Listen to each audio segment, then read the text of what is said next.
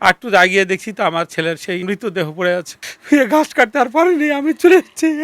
আমি সারা রাত্রি খুঁজতেই আছি।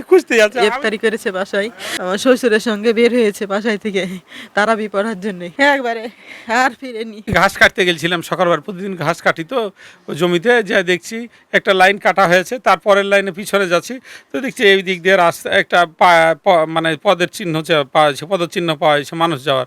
তো একটু টুকি মেরে দেখছি তো আমার ছেলের একটা টর্চ লাইট, সাদা টর্চ লাইট, সে নামাজ পড়তে গেছিল এশার নামাজের টাইম, আর বাসায় ফিরেনি। একটু জাগিয়ে দেখছি তো আমার ছেলের সেই আপনার মৃতদেহ পড়ে আছে। আর আমি ওখান থেকে ফিরে ঘাস কাটতে আর পারিনি, আমি চলে যাচ্ছি। আমি সারা রাত্রি ওই 10 সাড়ে 10টার পর থেকে খুঁজতেই আছে। আমি তো এই গ্রামে আমার কারোর সাথে আমার সংঘর্ষ নাই, কারোর সাথে আমার ঝগড়া নাই, গন্ডগোল নাই। আর আমার ছোট্ট বাচ্চা 11 বছর বয়স, তার আবার কি আছে?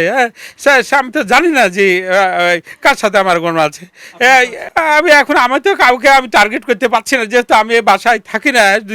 দিনের অংশটা আমি 0 পয়েন্টে থাকি, আর রাত্রে এসে শুই শুধুমাত্র, আবার সকালবেলায় চলে যাই।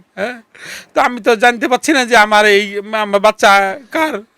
ওই যে ও চিঠে ছিল আপনার একবারে দাগটা, আমি তো তেমন ভাবে দেখিনি। আমি তাকে দেখে আমার মাথাটা কাজ করেনি, আমি তো ভাবতেও পারিনি যে আমার জমিতেই, ওটা আমারই জমি, আমি প্রতিদিন ঘাসটা আপনার কাটতে যাই। সে হয়তো ও হয়তো মনে করেছে যে আর আব্বা আসবে, যে ওখান থেকে আর বাবা দেখতে পাবে, আব্বা দেখতে পাবে। মাগরিবের পর ইফতারি করেছে বাসায়, বাসায় ইফতারি করার পর বাচ্চাকে নিয়ে ইফতারি করেছি, করার পর খাবার খেয়েছে। ওই ইফতারিও কিনে নিয়ে এসছে, ইফতারি করলো, করে খেয়ে দেয়।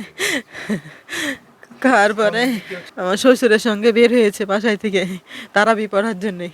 প্রতিদিনই যাই, মাঝে মাঝে একাদিন গ্যাপ দেয়, তাছাড়া প্রতিদিনই যাই, নামাজ পড়ে আর তারাবি পড়ে।